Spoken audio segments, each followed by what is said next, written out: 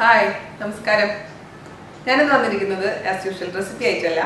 ഇത് കുറേ പേര് പറഞ്ഞു ചേച്ചിയുടെ വാക്കുകൾ കേട്ടപ്പോൾ ഒരു ഇൻസ്പിറേഷൻ ആയി എന്നൊക്കെ പറഞ്ഞപ്പോൾ വല്ലപ്പോഴും ചേച്ചിക്ക് തോന്നുമ്പോൾ ഒരു ഞങ്ങൾക്ക് എന്തെങ്കിലും മെസ്സേജ് പാസ് ചെയ്യണമെന്നൊക്കെ ഉണ്ടെങ്കിൽ ചെയ്തോളം പറഞ്ഞിരുന്നു. നിങ്ങൾ പറഞ്ഞതിൻ്റെ അടിസ്ഥാനത്തിൽ ഞാൻ വിചാരിച്ചു ശരി ഓക്കെ. എനിക്കിങ്ങനെ ഇടയ്ക്കിടയ്ക്ക് ഇതേപോലെ കുറച്ച് ഞങ്ങൾ ജാനുവരി ഡിസ്കസ് ചെയ്യുമ്പോൾ ചിലപ്പോൾ ശരിയാണെന്ന് തോന്നുന്ന കുറച്ച് കാര്യം എൻ്റെതായ ശരികൾ കേട്ടോ. എല്ലാവർക്കും അത് ശരിയായിരിക്കണം നിർബന്ധമൊന്നുമില്ല. പക്ഷേ ചില സമയത്ത് നമുക്ക് തോന്നും എൻ്റെ അനിയത്തി കുട്ടികളോ അല്ലെങ്കിൽ ചേച്ചിമാരോ അനിയന്മാരൊക്കെ ആയിട്ടൊന്ന് ഷെയർ ചെയ്യാമെന്ന്. അപ്പോൾ പറഞ്ഞു വന്നതെന്താണെന്ന് വെച്ചാൽ കുറേ സബ്സ്ക്രൈബേഴ്സ് എനിക്ക് മെസ്സേജ് പേഴ്സണലി ഫേസ്ബുക്ക് പേജിലൊക്കെ എനിക്ക് മെസ്സേജ് ഇടാറുണ്ട്. ഇങ്ങനെ ചേച്ചി മക്കൾ വീണാൻറ്റിയുടെ ഭയങ്കര ഫാനാണ്, അതുകൊണ്ട് വീണ ചേച്ചി ഒന്ന് പറയും ഇങ്ങനെ പരീക്ഷയ്ക്ക് മാർക്കൊക്കെ പറയുമ്പോൾ നന്നായി പഠിക്കാൻ പറയും. വീണ ചേച്ചി പറഞ്ഞു കഴിഞ്ഞാൽ മക്കൾ എന്തായാലും കേക്ക് എന്നൊക്കെ പറഞ്ഞ് കുറേ അമ്മമാരുടെ മെസ്സേജസ് എനിക്ക് വരാറുണ്ട്. ശരിക്കും പറഞ്ഞു കഴിഞ്ഞാൽ അത് ഞാൻ ചെയ്യുന്നത് തെറ്റല്ലേ? ഞാൻ അതായത് എന്താ പറയുക, എൻ്റെ മക്കളുടെ അടുത്ത് ഞാൻ ഒരിക്കലും കമ്പൽ ചെയ്യാറില്ല.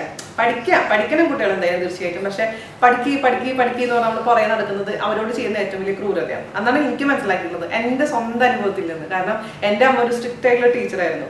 പ്രത്യേകിച്ച് ഒറ്റ മോളായിരുന്നു ഞാൻ. അപ്പോൾ അത് അമ്മനെ കുറ്റം പറയുന്നതല്ല, അന്നത്തെ സാഹചര്യത്തിൽ അമ്മയുടെ ഒരു ചെറിയ ലോകമായിരുന്നു. അപ്പോൾ ടീച്ചേഴ്സ് റൂമും സ്കൂളും കാര്യങ്ങളൊക്കെ ആയിട്ട് അപ്പോൾ അമ്മയ്ക്ക് പ്രഷറായിരുന്നു. കാരണം ബാക്കി ടീച്ചേഴ്സിൻ്റെ മക്കൾക്ക് ഭയങ്കര മാർക്ക് കിട്ടുമ്പോൾ അയ്യോ എൻ്റെ മോൾക്ക് മാർക്ക് കുറഞ്ഞു പോകുന്നുള്ളൊരു ടെൻഷനാണ്. അപ്പോൾ അമ്മ എന്താ ചെയ്യാന്ന് വെച്ച് കഴിഞ്ഞാൽ എന്താ പറയുക, പേപ്പറൊക്കെ അവിടെ നിന്ന് തന്നെ പ്രത്യേകിച്ചും ഏർലി എക്സാം കഴിഞ്ഞ് കഴിഞ്ഞാൽ 6ാം ക്ലാസ്സിലത്തെ എക്സാം കഴിഞ്ഞ് കഴിഞ്ഞാൽ എനിക്ക് ഭയങ്കര ടെൻഷനാണ്. ഇന്നത്തെ ദിവസം എക്സാമിൻ്റെ അന്ന് എനിക്ക് മാർക്ക് പറയും.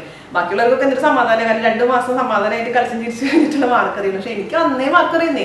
അപ്പൊ ഈ വൈകുന്നേരം നമുക്ക് 12 മണിയാകുമ്പോൾ എക്സാം കഴിഞ്ഞ് വീട്ടിലെത്തും. അമ്മ എത്തുമ്പോൾ 4 മണി. അപ്പൊ 4 മണി ആകുമ്പോഴേക്കും ഇങ്ങനെ നെഞ്ച് പെടപെടാന്നിരിക്കാൻ തുടങ്ങി. ദൈവമേ ഇന്ന് എന്തായിരിക്കും അവസ്ഥ, നല്ല മാർക്ക് ഉണ്ടോ, ആകെ ടെൻഷനാ. അപ്പൊ അമ്മ അകലേന്ന് വരുന്നതാണെങ്കിലും തന്നെ ഞാനിവിടെ ഇങ്ങനെ പതുങ്ങിയിരിക്കും. അമ്മയുടെ കയ്യിൽ വടിയാണോ അതോ ചോക്ലേറ്റ് ആണോ അറിയില്ല. അപ്പൊ ഞാൻ ഫേസ് കണ്ടാലും അറിയാൻ പറ്റും അമ്മ വരുന്നതിന്റെ. അപ്പൊ ഓക്കെ, ചില ദിവസങ്ങളിൽ ചില പ്രാവശ്യം വരുമ്പോൾ നല്ല സന്തോഷമായിട്ട്, ചില പ്രാവശ്യത്തെ എന്റെ ഭഗവാനെ പറയാൻ പറ്റില്ല ആ ടെൻഷൻ. കാരണം നമുക്ക് ഇങ്ങനെ മാർക്ക് ചിലപ്പോൾ നല്ലതായിരിക്കും പോലും ആ ടെൻഷൻ കാരണം നമ്മൾ പകുതി വെയിറ്റ് കുറയും. അന്ന് ഞാൻ മെലിഞ്ഞിരുന്നിരുന്നേ. അതിന്റെ മെയിൻ റീസൺ ഈ ടെൻഷനായിരുന്നു. അപ്പോൾ അമ്മ പിന്നെ ഏത് സമയത്ത് ഇപ്പൊ ഫ്രീ നമ്മൾ കളിക്കുന്ന സമയത്താണ് എന്താ നീ പഠിക്കാത്തെന്ന് പറഞ്ഞിട്ട് അമ്മ അവരുടെ വിചാരം പഠിക്കണമാണ് ഏറ്റവും വലിയ, പഠിക്കണം കുട്ടികളില്ല അതൊന്നും ഞാൻ പറയുന്നില്ല. പക്ഷെ ഇങ്ങനെ ഭയങ്കര പ്രഷർ തരുമായിരുന്നു. ആ സമയത്ത് എനിക്ക് ഭയങ്കര തലവേദന ഉണ്ടായിരുന്നു, മൈഗ്രെയിൻ ഉണ്ടായിരുന്നു, ഒരുപാട് ഇഷ്യൂസ് ഉണ്ടായിരുന്നു ആ സമയത്ത്. അപ്പൊ നമുക്ക് സ്കൂളിലാണെങ്കിലും ഫ്രീഡം ഇല്ല. ഈ ടീച്ചർ മോളായതുകൊണ്ട് എനിക്ക് അങ്ങോട്ട് പോകാൻ പാടില്ല, ഇങ്ങോട്ട് തിരിയാൻ പാടില്ല. ടീച്ചർ നോക്കി അപ്പൊ അമ്മയുടെ അടുത്ത് പോയി പറഞ്ഞു കൊടുത്തു. അങ്ങനെ ശരിക്കും ഇങ്ങനെ പ്രാന്ത് പിടിക്കുന്ന ഒരു സംഭവമായിരുന്നു. സ്കൂൾ ഒട്ടും ഞാൻ എൻജോയ് ചെയ്തിട്ടിരിക്കില്ല. ആ ഒരു പ്രഷർ ഉണ്ടാവാൻ പാടില്ല. അതുകൊണ്ട് ഞാനത് വളർത്തിയിരിക്കുന്നത് ഞാനാണെങ്കിലും ഭയങ്കര റിലാക്സ് ചെയ്തിട്ടാണ്. ശരിയാണ്, ഇപ്പൊ ചിലപ്പോൾ മാർക്ക് കുറേ കുട്ടികൾക്ക് വരുമ്പോൾ അവർ ഈ പറഞ്ഞ പോലെ ടെൻഷൻ അടിച്ചു അമ്മ എന്നെ ചീത്ത പറയുമെന്ന്. പക്ഷെ ഞാൻ ചീത്ത പറയാറില്ല. സാധനല്ലേ മോനെ, അടുത്ത പ്രാവശ്യം നമുക്ക് നോക്കാമെന്ന് പറയുന്ന ഒരു അമ്മയാണ് ഞാൻ. അപ്പൊ അതുകൊണ്ട് എനിക്ക് അത് നിങ്ങളുടെ അടുത്തത് പറയാനുള്ളതെന്ന് വെച്ച് കഴിഞ്ഞാൽ കുട്ടികൾക്ക് ഒരുപാട് പ്രഷർ കൊടുക്കരുത്. കാരണം അതും അവരെ മെന്റലി ഭയങ്കരമായിട്ട് ബാധിക്കും. അവർക്കത് പഠിക്കുന്ന കുട്ടിയാണെങ്കിൽ പോലും. അപ്പൊ അതുകൊണ്ട് നിങ്ങളുടെ അടുത്ത് അതാണ് എനിക്ക് പറയാനുള്ളത്. ഒരേ ഒരു കാര്യം, പ്രഷർ കൊടുക്കരുത്. 10ലായാലും 2ലായാലും 8ലായാലും ചില KG ക്ലാസ്സിലത്തെ കുട്ടികളൊക്കെ പേരൻസ് ചിലവർ കാണിക്കണം. ശരിക്കും വട്ടുവരും. എന്താണെന്ന് വെച്ച് കഴിഞ്ഞാൽ ആദ്യമൊക്കെ വാട്സപ്പിൽ ഞാൻ ഗ്രൂപ്പിലുണ്ടായിരുന്നു. ഈ KGയിലത്തെ അമ്മമാരുടെ ഗ്രൂപ്പിൽ എന്നെ ആഡ് ചെയ്തിട്ടുണ്ടായിരുന്നു. പക്ഷേ അയ്യോ അവരെ ടെൻഷൻ കാണുമ്പോൾ ഞാൻ വിൽക്കുന്നതായിരുന്നു എനിക്കും ടെൻഷൻ വരുന്നുണ്ടോ എന്നൊരു സംശയം. അപ്പൊ ചിലവർ പറയാം എൻ്റെ മോൾക്ക് മാർക്ക് പോയി, 10ൽ 9 മാർക്ക് കിട്ടിയാൽ 1 മാർക്ക് പോയി എന്നൊക്കെ പറഞ്ഞാൽ അവരുടെ ഡിസ്കഷൻസ് കാണുമ്പോൾ ഈ ഭൂലോക എന്തോ ഒരു സംഭവം ഉൽക്ക വീണ പോലെയാണ്. അതുകൊണ്ട് ഞാൻ പതുക്കെ ഗ്രൂപ്പിൽ നിന്നൊക്കെ ലീവ് ചെയ്തു. ഇപ്പം എനിക്ക് വാട്സപ്പ് ഗ്രൂപ്പ് ഇല്ല സത്യം പറയുകയാണെങ്കിൽ. വളരെ അപൂർവമായിട്ടുള്ള ഗ്രൂപ്പുകൾ മാത്രമേ ഉള്ളൂ. അത് വലിയ ആക്റ്റീവ് ഒന്നുമല്ല. കാരണം നമ്മളെ വാല്യൂബിൾ ടൈം എന്തിനാ ഈ ചെറിയ ചെറിയ കാര്യങ്ങൾക്ക് വേണ്ടി രക്ഷിച്ചു കൊടുത്തു കഴിഞ്ഞാൽ മക്കൾ നന്നായി പഠിക്കുന്ന തന്നെയാണ് ഞാൻ വിശ്വസിക്കുന്നത്. പിന്നെ എല്ലാ കുട്ടികൾക്കും കളക്ടർ എഞ്ചിനീയർ ആവാൻ പറ്റില്ല അല്ലേ?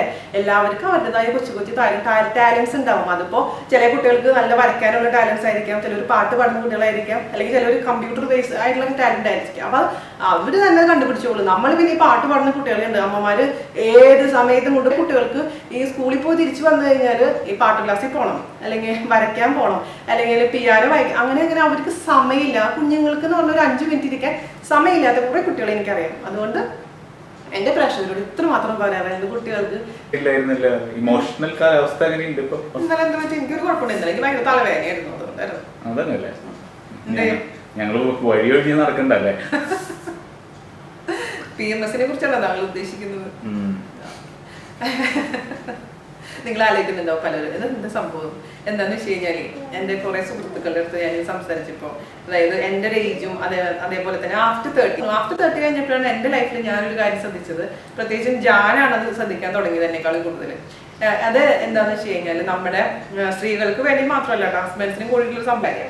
PMS എന്ന് പറഞ്ഞു കഴിഞ്ഞാൽ നമ്മുടെ സ്ത്രീകൾ പീരീഡ്സ് ആവുന്നേക്കാളും മുന്നായിട്ടുള്ള ഒരു 10 ദിവസം, അല്ലെങ്കിൽ ചിലർക്ക് കുറച്ച് കൂടുതലാവാം, ചിലർക്ക് 7 ദിവസം ആവാം, അത് ഡിപ്പെൻഡ്സ് അപ്പോൾ ദാറ്റ് പേഴ്സൺ. അപ്പോൾ സ്ത്രീകൾക്ക് ഉണ്ടാവുന്ന ഹോർമോൺ ചേഞ്ചസ് കാരണം എന്നെപ്പോലെ കുറേ ഫ്രണ്ട്സ് അനുഭവിക്കുന്നുണ്ട്. ഇപ്പോൾ റീസെൻ്റ് ആയിട്ട് ഞാനിങ്ങനെ ഇപ്പോൾ നമ്മുടെ കറികളിൽ സബ്സ്ക്രൈബേഴ്സ് എൻ്റെ കുറച്ച് നല്ലൊരു ഹൃദയത്തിനോട് അടുത്ത് നിൽക്കുന്ന കുറച്ച് കുട്ടികളുണ്ട്. അപ്പോൾ അവരിങ്ങനെ സംസാരിക്കുമ്പോൾ എൻ്റെ അടുത്ത് ഇങ്ങനെ അവരുടെ പേഴ്സണൽ കാര്യങ്ങളൊക്കെ എന്നോട് ഇങ്ങനെ ഷെയർ ചെയ്യുന്ന കൂട്ടത്തിൽ പറഞ്ഞിട്ടുള്ളൊരു കാര്യമാണ്, ചേച്ചി ഇങ്ങനെ ഇതിങ്ങനെ. അപ്പോൾ ഞാൻ പറഞ്ഞു എനിക്കുള്ളതാണെന്ന് പറഞ്ഞപ്പോൾ അവർ ഭയങ്കര സന്തോഷമായി. അവർ വിചാരം അവർക്ക് മാത്രമേ ഉള്ളതാണ്. അപ്പോൾ അവരെന്നോട് പറഞ്ഞ കാര്യം, ചേച്ചി കുറച്ച് പേരോട് എനിക്ക് അറിയാത്തവർ ആരെങ്കിലും കുറച്ച് പേരുണ്ടാവും, നിങ്ങൾ ചേച്ചി ഒന്ന് ഷെയർ ചെയ്യണം അവരുടെ അടുത്ത് പറഞ്ഞ കാര്യം ഞാൻ പറയുന്നതാണ്. അത് നിങ്ങളിപ്പോൾ ഭർത്താക്കന്മാർ ശ്രദ്ധിക്കേണ്ട ഒരു കാര്യമാണ്. അപ്പോൾ ഈ ഒരു സംഭവം കാരണം ഒരുപാട് വഴക്കുകൾ ഉണ്ടാവുന്നുണ്ട് പല വീടുകളിലും. അത് പലവർക്കും മനസ്സിലാവുന്നുണ്ട്, പലർക്കും മനസ്സിലാവുന്നുണ്ട്. അപ്പോൾ അതെന്താണെന്ന് വെച്ച് കഴിഞ്ഞാൽ ആ 10 ദിവസം, ആ പീരീഡ്സിന് മുമ്പിലത്തെ 10 ദിവസം എന്ന് പറഞ്ഞാൽ നമ്മൾ ആകെ ഇമോഷണലി എനിക്ക് പറഞ്ഞറിയിക്കാൻ പറ്റില്ല. ഒരു ചെറിയ കാര്യം മതി. അതേസമയം വലിയ എന്താ പറയുക ബോംബ് പൊട്ടുന്ന അവസ്ഥയുള്ള പല കാര്യങ്ങളാണെങ്കിൽ പോലും നമ്മൾ ലൈറ്റായിട്ട് എടുക്കുന്ന ആളായിരിക്കും ഞാൻ. പക്ഷെ ആ ദിവസങ്ങളിൽ ഒരു ചെറിയൊരു കമന്റ് മതി, അല്ലെങ്കിൽ ഞാനൊരു തമാശയ്ക്ക് പറയുന്നൊരു വേർഡ് മതി, അതുമ്പോൾ പിടിച്ചങ്ങ് കയറും ഞാൻ. എന്നിട്ട് കരച്ചില്, ദേഷ്യം, പിന്നെ കുട്ടികളെ പഠിപ്പിക്കുന്ന സമയത്ത് നമ്മൾ പൂതനയാവും, ഭയങ്കര ദേഷ്യം, ഭദ്രകാളി. അപ്പൊ അവരാകെ സർപ്രൈസ് ചെയ്ത് എന്തത് മറ്റേത് മാർക്ക് കുറഞ്ഞ് 50 മാർക്കിൽ 10 മാർക്ക് വാങ്ങിച്ചുള്ള കുട്ടിയുടെ അടുത്ത് ഞാൻ ഭയങ്കര കൂളായിട്ട് ബിഹേവ് ചെയ്യുന്ന. അതായത് ആ സമയത്ത് നമ്മൾ ഇമോഷൻസിന് നമുക്ക് കൺട്രോൾ ചെയ്യാൻ പറ്റുന്നില്ല.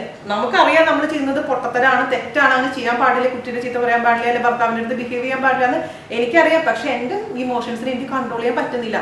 അത് ദേഷ്യമായിട്ടും സങ്കടമായിട്ടും കരച്ചിലായിട്ടും ഒരു വല്ലാത്തൊരു എനിക്ക് എക്സ്പ്രസ് ചെയ്യാൻ പറ്റുന്നില്ല, ഒരു ഡിപ്രഷനായിട്ടൊക്കെ മാറുന്നുണ്ട്. അപ്പോൾ ചില വീടുകളിൽ അതിപ്പോൾ എൻ്റെ ഹസ്ബൻഡിനും എൻ്റെ മൂത്ത മോനും അറിയാം. അതായത് അമ്മ ഇങ്ങനെ ബിഹേവ് ചെയ്യാൻ തുടങ്ങുമ്പോൾ ഒരു ആവാറായിട്ടുണ്ട് അല്ലേ അത് അറിയാത്ത ഇപ്പോൾ ഞാൻ ഈ പറഞ്ഞ സംസാരിക്കുന്ന പല കുട്ടികളുടെ ഭർത്താക്കന്മാർക്ക് അതറിയാം. അവരതുകൊണ്ട് അപ്പൊ എന്ത് ചെയ്തു, അവരും മിണ്ടാണ്ടിരിക്കും. 2 കൈയും കൂട്ടിയിടിച്ചാലല്ലേ സൗണ്ട് ഉണ്ടാവില്ല. അതുകൊണ്ട് അവരും മൈൻഡ് ചെയ്യാണ്ട് ഓക്കെ ശരി വീണു അത് അതുകൊണ്ട് ഇങ്ങനെ പഞ്ചപക്ഷം അടക്കിയിട്ടൊക്കെ ചിലപ്പോൾ എൻ്റെ ഭർത്താവ് സംസാരിക്കുക. അവർക്കറിയാം ഞാൻ എൻ്റെ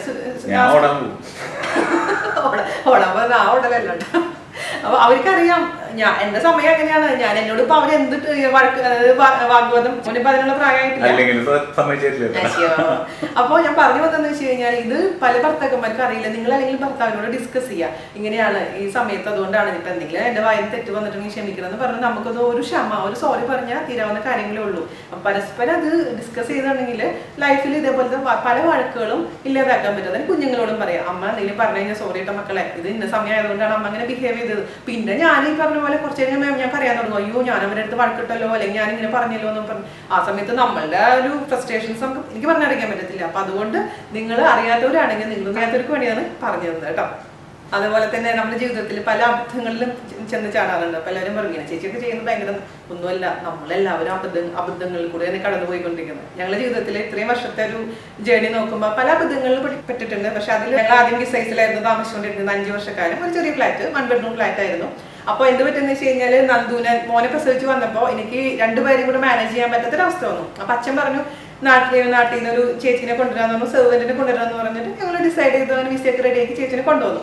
അപ്പൊ മെയ്ഡിനെ കൊണ്ടുവരണമെന്നുണ്ടെങ്കിൽ എന്താ കാര്യം ഇവിടുത്തെ അറിയാലോ, ഇതനുസരിച്ച് നമുക്ക് ഇവിടുത്തെ റൂൾ അനുസരിച്ച് 2 ബെഡ്റൂം ഫ്ലാറ്റ് വേണം. അപ്പൊ ഞങ്ങൾ താമസിച്ചുകൊണ്ടിരുന്ന ഫ്ലാറ്റ് നല്ലതായിരുന്നു, പക്ഷെ 1 ബെഡ്റൂം ആയതുകൊണ്ട് നമുക്ക് അവിടെ ആ ചേച്ചിനും കൂടെ താമസിപ്പിക്കാനുള്ള സൗകര്യം ഉണ്ടായിരുന്നില്ല.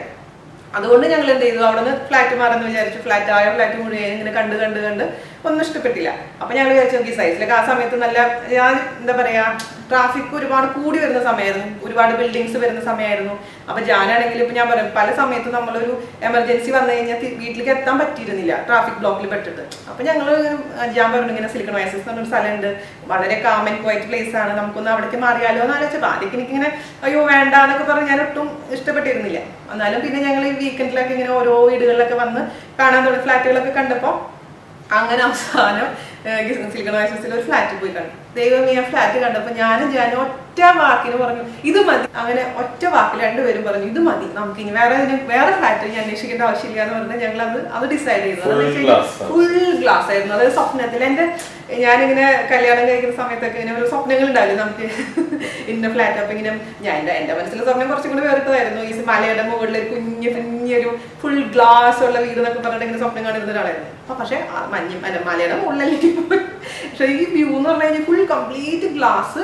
പിന്നെ ബാക്ക് എന്താ പറയുക വ്യൂ എന്ന് പറഞ്ഞു കഴിഞ്ഞാൽ തുറച്ചു ദുബായ് കാണാൻ നമുക്ക് ഇവിടെ നോക്കിക്കഴിഞ്ഞാല് റൈറ്റ് സൈഡിൽ എന്ന് പറഞ്ഞാൽ നല്ല പച്ചപ്പുള്ള നിറച്ച് വില്ലാസ്, കുറച്ച് ഇംഗ്ലീഷുകാർ താമസിക്കുന്ന ഹൈഫൈ സംഭവമായിരുന്നു ഫ്ലാറ്റ്. നല്ല സ്പേഷ്യസ് ആയിരുന്നു. പൈസ കൂടുതലാണെങ്കിലും ഓക്കെ കുഴപ്പമില്ല എന്നൊക്കെ പറഞ്ഞിട്ട് അപ്പൊ തന്നെ ഞങ്ങൾ തീരുമാനിച്ചു. അതിന് അഡ്വാൻസ് കൊടുക്കുന്നു, അതിന് 1 മാസത്തിനുള്ളിൽ ഞങ്ങൾ മാറുന്നു. അതുവരെ ഞങ്ങൾ സന്തോഷത്തോടു കൂടി അത്യാവശ്യം വലിയ കുഴപ്പമില്ലാണ്ട് കഴിഞ്ഞിരുന്ന ഞങ്ങള് ഈ ഫ്ലാറ്റിൽ വന്നതോടുകൂടി ദൈവമേ ഒരു കള്ളത്തിലല്ല ഞാൻ പറയുന്നത്, ഒരു ദിവസം ഇല്ല, ഒരു ദിവസം പോലും ഇല്ല. ആദ്യത്തെ 2-3 ദിവസങ്ങളൊക്കെ ആ ഒരു ഫ്ലാറ്റിന്റെ ഇതില് മതിമറന്ന് ജീവിക്കാനൊക്കെ പറ്റത്തില്ല. ഭയങ്കര മുകളിലേക്ക് നോക്കുമ്പോൾ ആകാശം നക്ഷത്രമൊക്കെ കണ്ടു ഉറങ്ങുന്ന കുറെ ദിവസങ്ങളുണ്ടായിരുന്നു. പക്ഷെ കുറച്ച് ദിവസം നക്ഷത്രം ശരിക്കും ഞങ്ങൾ ഞാൻ എണ്ണി 2000 രൂപ അടുത്ത മാസം തൊട്ട് കറണ്ട് ബില്ല്. അത് പ്രത്യേകിച്ച് നല്ല ചൂട് സമയത്ത് ഇതായിരുന്നു, ഞാൻ പറഞ്ഞില്ലേ ഗ്ലാസ് ആയിരുന്നു. അപ്പൊ ഈ ഗ്ലാസ് മുഴുവനും തണക്കാനുള്ള സമയം ഒരുപാട് പൈസ നമുക്ക് പൈസയുടെ രൂപത്തിൽ നമുക്ക് വന്ന് കറണ്ട് ബില്ലായിട്ട്. അപ്പൊ 2000-2500 രൂപ ദിവസം എല്ലാ മാസവും കറണ്ട് ബില്ല് കൊടുക്കുന്ന ഗതികള്. രൂപയല്ല, സോറി, ദിറംസ്. അപ്പൊ അത് കണക്കൂട്ടി അറിയാൻ പറ്റും നമുക്ക്. അത് കൂടാണ്ട് റെന്റ്, അത്യാവശ്യം റെന്റ് ഉണ്ടായിരുന്ന സമയത്ത്. അപ്പൊ പിന്നെ അത് കൂടാണ്ട് ബാക്കി എക്സ്പെൻസസ്, ജോലിക്കാരുടെ പൈസ, അങ്ങനെ ഇങ്ങനെയൊക്കെ പറഞ്ഞിട്ട് ദിവസവും രാത്രി കിടക്കുമ്പോ എന്റെ ഭർത്താവ് ഈ കണക്ക് പറയില്ല. എന്നിട്ട് ആള് ഇങ്ങനെ ടെൻഷൻ. അപ്പൊ എനിക്ക് ടെൻഷൻ കൂടും, ഞാൻ കരയും. അങ്ങനെ ഒരു ദിവസം ഇല്ലാത്ത രീതിയിൽ വഴക്കായിരുന്നു. വഴക്കെന്ന് പറഞ്ഞു കഴിഞ്ഞാൽ ഈ രീതിയിലുള്ള വഴക്കുകൾ. ഞാൻ പറഞ്ഞു താങ്കളും കൂടെ എടുത്ത ഡിസിഷൻ അല്ല, ഞാൻ മാത്രമല്ല ഡിസിഷൻ എടുത്തത്. എന്നാൽ പോലും ഒരു സമാധാനം ഉണ്ടായിരുന്നില്ല. ഇത്ര വലിയ ഫ്ലാറ്റ് ആണെങ്കിലും പക്ഷെ നമുക്കൊരു ദിവസം പോലും സമാധാനമായിട്ട് ജീവിക്കാൻ പറ്റിയിരുന്നില്ല. മാത്രമല്ല ചുറ്റുപാട് ഹൈഫൈ ഉള്ള ആൾക്കാരാണ്. ഈ മാക്സിമം ഈ ആൾക്കാർ സ്വന്തമായിട്ട് വീട് ഫ്ലാറ്റ് എടുത്തതിന് ശേഷം പൂട്ടി പോയത്. അപ്പൊ നൈബേഴ്സ് നമുക്കില്ല. ഉള്ളവരാണെങ്കിൽ ഹൈഫൈ ഇംഗ്ലീഷുകാർ അല്ലെങ്കിൽ നോർത്ത് ഇന്ത്യൻസ് ഒക്കെ ആയിരുന്നു. നമ്മളോട് മിണ്ടില്ല. നമ്മളൊക്കെ ഈ വളരെ താഴ്ന്ന ആൾക്കാരെ പോലെ അവർ നമ്മളോട് ബിഹേവ് ചെയ്തിട്ടുണ്ടായിരുന്നു. നമ്മൾ പുച്ഛമായിരുന്നു. ഈവൻ ആ സെക്യൂരിറ്റിയുടെ ഇത് കണ്ടാൽ നമുക്ക് പേടിയായി പോകും. നമ്മളോട് ഓക്കെ മാം എന്നൊക്കെ പറഞ്ഞിട്ട് നടന്നുകൊണ്ടിരുന്നത്. അപ്പൊ ഭയങ്കര അൺകംഫർട്ടബിൾ ആയിരുന്നു 1 വർഷം എന്ന് പറയുന്നത്. പിന്നെ കുട്ടികൾക്ക് കളിക്കാൻ ആവി ചെറുത് മോനെ വളരെ കുഞ്ഞായിരുന്നു. പ്ലേരി ഉണ്ടെങ്കിൽ പോലും അവിടെ ഒരു മനുഷ്യനും ഇല്ല, ഒരു കുട്ടികൾ പോലും ഇല്ല. അപ്പൊ അവർക്കാണെങ്കിൽ ആവിക്കാണെങ്കിൽ ലോൺലിനെസ് ഫീൽ ചെയ്യാൻ തുടങ്ങി. എത്ര നേരം നമ്മളെ വീട്ടിലിരിക്കും, അതിന് കളിക്കാനില്ല, എനിക്ക് നൈബേഴ്സ് ഇല്ല. അങ്ങനെയൊക്കെ ഒരു വല്ലാത്തൊരു കാലഘട്ടമായിരുന്നു. അപ്പൊ 1 വർഷം കഴിയാറായപ്പോഴേക്കും ഞാൻ പറഞ്ഞു നമുക്ക് മാറാൻ വേണ്ടിയിട്ട് എന്ന് പറഞ്ഞിട്ട് ഞങ്ങൾ ശരി. അപ്പൊ ഇവിടെ പിന്നെ കുറെ ഫ്ലാറ്റ്സുകൾ വന്നു. താല്പര്യം താല്പര്യം മാറാന്നുള്ള താല്പര്യം. ഈ വീട് കണ്ടപ്പോ എന്ന് വെച്ച് കഴിഞ്ഞാൽ എനിക്ക് മെയിൻ താല്പര്യം ഇല്ലാതെന്ന് വെച്ചാൽ അടുക്കള കണ്ടപ്പോൾ. കാരണം ഇത്രയും വലിയ അടുക്കളയിൽ നമ്മൾ 1 വർഷക്കാലം താമസിച്ചിട്ട് മീൻസ് ജോലി ചെയ്തിട്ട് പെട്ടെന്ന് ഈ അടുക്കള വന്നപ്പോൾ ചെറിയൊരു അടുക്കള. ഈവൻ ഞങ്ങൾക്ക് സൈസിന്റെ അടുക്കളയാണെങ്കിൽ അത്യാവശ്യം വലുതായിരുന്നു. അപ്പൊ ഇവിടെ വന്നപ്പോൾ കൺജസ്റ്റഡ് ആയ അടുക്കള. പിന്നെ ആ ചേച്ചി ഉണ്ടായിരുന്നു, നമ്മുടെ സെർവന്റ് ഉണ്ടായിരുന്നു. അപ്പൊ ഒരു റൂം ആ ചേച്ചിക്ക് കൊടുക്കണം, പിന്നെ ഒരു റൂമുള്ളൂ. പിന്നെ ആൾപ്പാട് ആദ്യം എനിക്ക് ഭയങ്കര ബുദ്ധിമുട്ടായിരുന്നു. പക്ഷെ അത് കുറച്ച് കഴിഞ്ഞപ്പോഴാണ് ഈ വീടിന്റെ സുഖം നമുക്ക് മനസ്സിലാവുന്നത്. അപ്പോഴെനിക്ക് പല എൻ്റെ ഫ്രണ്ട്സും അല്ലെങ്കിൽ എൻ്റെ നാട്ടുകാരൊക്കെ പറയാറുണ്ട് ഓലക്കുടിലാണെങ്കിൽ നമുക്ക് സമാധാനമായിട്ട് ഒരു ദിവസം ഉറങ്ങാൻ പറ്റും, അതാണ് ഏറ്റവും ബെസ്റ്റ്. അത് അന്ന് എനിക്ക് മനസ്സിലായി ഇവിടെ എന്തൊരു സമാധാനമായിട്ടൊന്നും അറിയാം. റെന്റ് കുറവാണ്, നമ്മൾ നല്ല നല്ല നൈബേഴ്സ്, ഇപ്പൊ നാൻസി, ദീപ, ഇപ്പൊ പ്രവീൺ, അങ്ങനെ ഒരുപാട് നല്ല നൈബേഴ്സിന് നമുക്ക് കിട്ടി.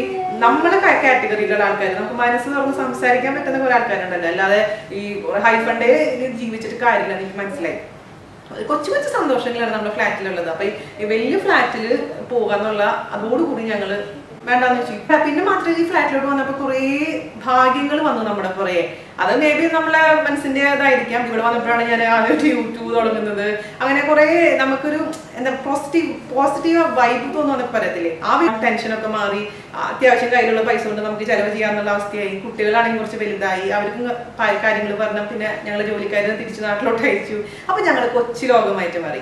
അങ്ങനെ പറഞ്ഞു വന്നത് എന്താണെന്ന് വെച്ച് കഴിഞ്ഞാൽ എന്നോട് പലരും ചോദിക്കാറുണ്ട് എന്തുകൊണ്ട് ചേച്ചി വീട് മാറാത്തത്. ഇതാണ് റീസൺ. കുഞ്ഞു വീടാണെങ്കിലും ഞങ്ങൾ ഹാപ്പിയാണ്. അപ്പോൾ നമ്മുടെ ഡിസിഷൻസ് ആണ് നമ്മുടെ ജീവിതത്തിൽ ഏറ്റവും ഇമ്പോർട്ടൻ്റ് ആയിട്ട്. തെറ്റുകൾ ചെയ്യാത്ത മനുഷ്യരില്ല, ഞങ്ങൾ തെറ്റ് ചെയ്തു. പക്ഷെ 1 വർഷം കഴിഞ്ഞപ്പോൾ ഞങ്ങൾ തിരുത്തി. അതാണ് ഈ സമയത്ത് എനിക്ക് നിങ്ങളടുത്ത് പറയാനുള്ളത്.